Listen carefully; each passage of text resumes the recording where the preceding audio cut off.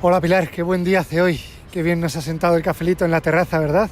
Pues sí, la verdad es que da gusto, vamos cambiando de escenario a medida que pasan los días.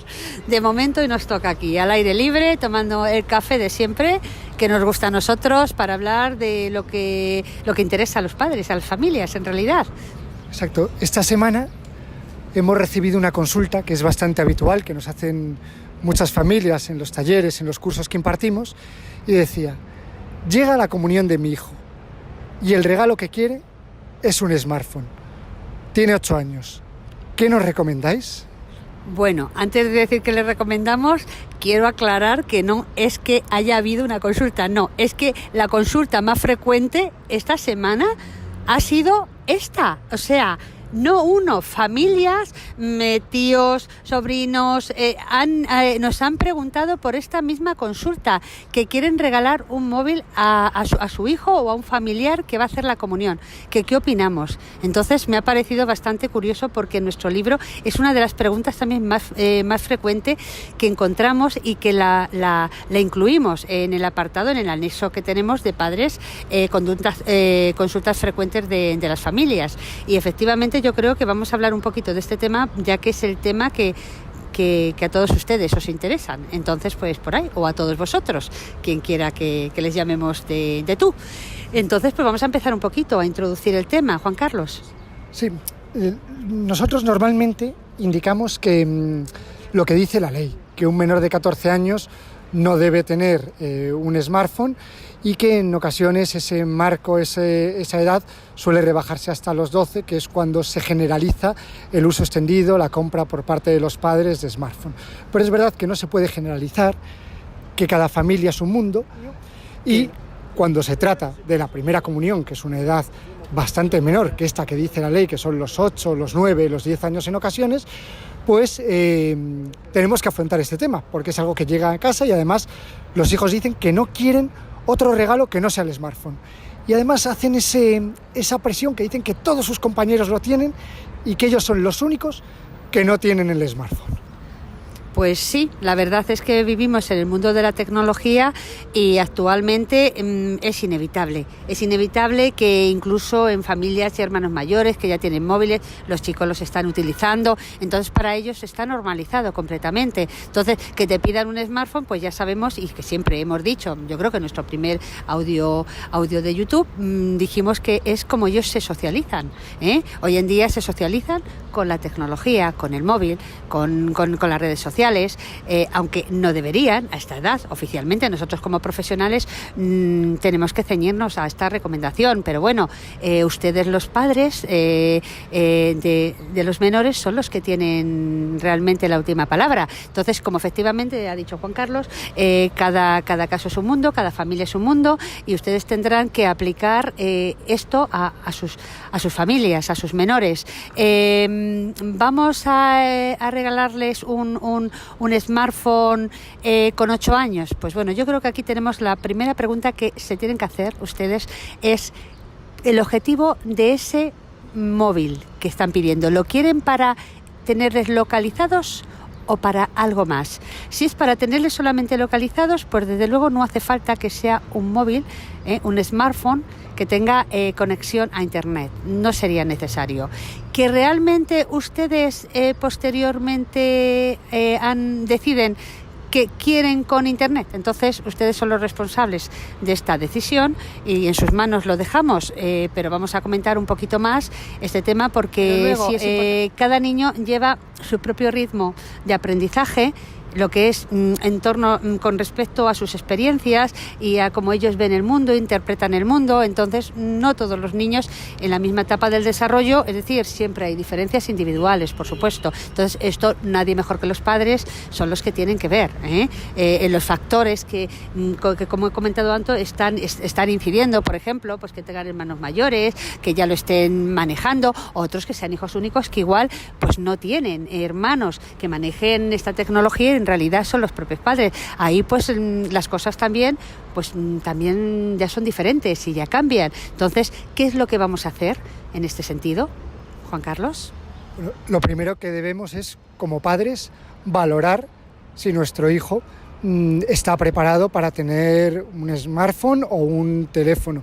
Y sobre todo, el acompañarles, como decimos, desde el principio, en enseñarles cómo funciona el dispositivo, cómo se conecta a Internet, marcarles unas normas y unos límites, diciéndoles a qué sitios pueden acceder y a cuáles no, y unos horarios para que esta forma de comunicación, para que este nuevo dispositivo ocupe el tiempo y el espacio que nosotros, como familias, como padres, determinemos. Efectivamente, y una cosa importante, por ejemplo, hay chicos, pues ya no que vayan a hacer la comunión, que tienen 9 y 10 años, que ya están manejando los móviles y están en el WhatsApp, ya se escriben con sus compañeros a través de WhatsApp, pues ya les podemos empezar a comentar un poco el perfil que se va a poner ahí.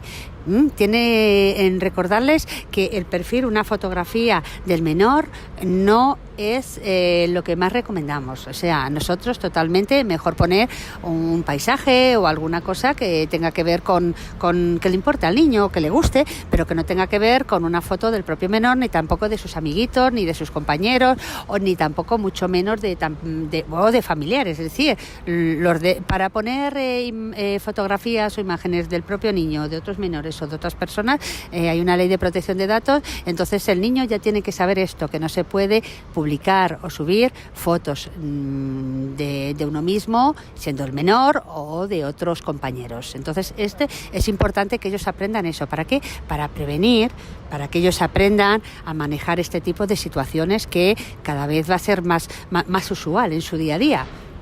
Exacto, eso es algo en lo que incidimos siempre, Pilar, cuando hablamos con las familias, y es que piensen 2 veces antes de publicar ninguna información que sea susceptible de tener un perfil más completo de esa persona, de ese menor que está utilizando pues una red de mensajería instantánea como pueda ser WhatsApp o cualquier otra aplicación en la que los padres les permitan que acceda. ¿Por qué? Porque toda esa información puede caer en manos de quien no debe y es un riesgo. Por tanto, no debemos identificarnos más allá, como dices, Pilar, pues de poner pues una foto de un paisaje o algo que no permita dar información más susceptible de nuestros hijos a través de este nuevo dispositivo que hemos decidido que tenga y que haga uso desde ahora. Efectivamente. Y aparte de esto, otra de las cosas que se les puede comentar muy bien es el tipo de conversaciones que pueden ser propias de los menores en la segunda etapa infantil, niños de 9, de 10 años o preadolescentes.